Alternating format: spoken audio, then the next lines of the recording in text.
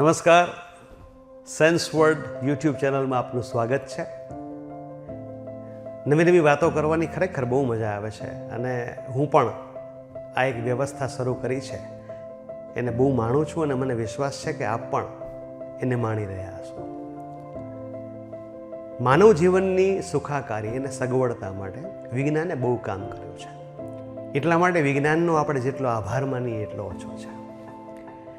Medical science હોય કે નવા નવા આવિષ્કાર હોય, વિજ્ઞાને આપણને બહુ સરસ અલગ અલગ ભેટ આપી છે. અને ખાસ વિજ્ઞાનને પણ ખબર હશે, વૈજ્ઞાનિકોને પણ ખબર હશે કે આવનારા સમયમાં સૌથી મહત્ત્વની જો કોઈ અછત હશે તો એ સમયની હશે. અને એટલા માટે જે વિશેષ આવિષ્કાર થયા, જેમ કે ટ્રાન્સપોર્ટેશન્સના જે મીન્સ છે, વાહન વ્યવહારના સાધનો છે, એમાં અપગ્રેડેશન આવ્યા, ઝડપ વધી. એટલું જ નહીં, પણ આપણે શોપિંગ કરવા માટે ફિઝિકલી બહાર જવું પણ જોઈએ. પણ ઘણી બધી વ્યવસ્થાઓને કારણે એવું થતું હોય કે સમય ન હોય તો આપણે ઓનલાઈન શોપિંગ કરીએ છીએ. આપણે વર્ચ્યુઅલી ઘણા બધા પ્રોગ્રામ એટેન્ડ કરી શકીએ છીએ.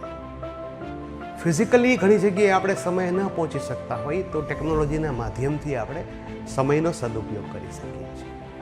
તો આ ઓનલાઈન શોપિંગ હોય, ઓનલાઈન સર્વિસીસ હોય, ઓનલાઈન મીટિંગ હોય, કંઈ પણ હોય ત્યાં એમાં આપણે ટેકનોલોજીનો યુઝ કરીએ છીએ, વિજ્ઞાનનો યુઝ કરીએ છીએ. આમ જોઈએ તો વિજ્ઞાનના ઘણા બધા હેતુઓ છે, પણ એમાં એક મહત્ત્વનો હેતુ છે સમય બચાવવો.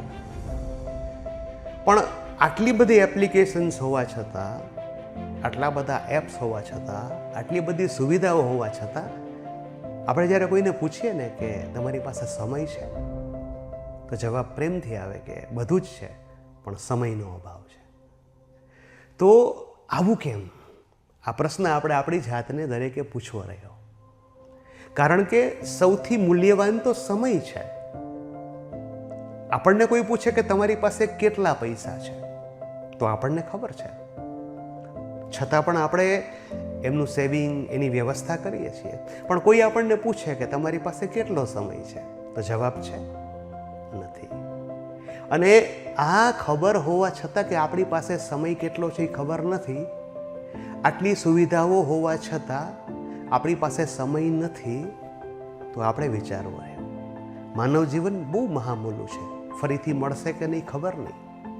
તો આ ટેકનોલોજીનો સદુપયોગ કરીને, યોગ્ય ઉપયોગ કરીને, એમાંથી જે આપણે વધુ કામ માટે સમય જોઈએ છે એ ટેકનોલોજીના માધ્યમથી ઓછા સમયમાં કરીએ અને વધેલા સમયને, એ બચેલા સમયને આપણી બચત કહી શકાય. અને એ બચતનો આપણે ખૂબ સરસ સદુપયોગ કરીએ. માનવ જીવનને વધારે મધુર બનાવીએ, સંબંધોના છોડને પાણી પાઈએ, એકબીજાને વ્યક્તિગત મળીએ, સારી વાતો કરીએ, સારું વાંચીએ, સત્સંગ કરીએ અને આ જે બચેલા સમયને આપણે બહુ અર્થપૂર્ણ બનાવીએ. તો સમયનું મહત્ત્વ સમજીએ અને આ વિજ્ઞાન અને સુવિધાનો યોગ્ય ઉપયોગ કરીને, સાચા અર્થમાં એની શોધને સમજીને જીવનને વધારે મહત્ત્વપૂર્ણ, અર્થપૂર્ણ બનાવીએ. જો આપને અમારી વાત સારી લાગી હોય, સાચી લાગી હોય, તો મારી આ ચેનલને જરૂર લાઈક કરજો, કમેન્ટ કરજો, શેર તો કરજો જ અને સબસ્ક્રાઈબ કરવાનું તો ભૂલતા નહીં. Stay tuned. નમસ્કાર.